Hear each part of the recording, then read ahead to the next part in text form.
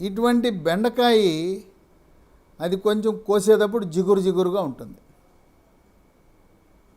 ఈ బెండకాయని మనము ఉడకబెట్టి బెండకాయ పులుసు మాత్రమే వాడుకోవాలి. ఎట్టి పరిస్థితులలో కూడా ఇగురు కూర ప్రయోజనం ఉండదు. బెండకాయని నూనెలో వేయించినప్పుడు, ఫ్రై చేసినప్పుడు, రోస్ట్ చేసినప్పుడు దాంట్లో ఉండే పోషక విలువలు పూర్తిగా నశించిపోయి ఈ బెండకాయని నూనెలో వేయిస్తే ఒడియాల్లా కరకరలాడుతుంటాయి, ఒడియాల్లా ఉంటాయి.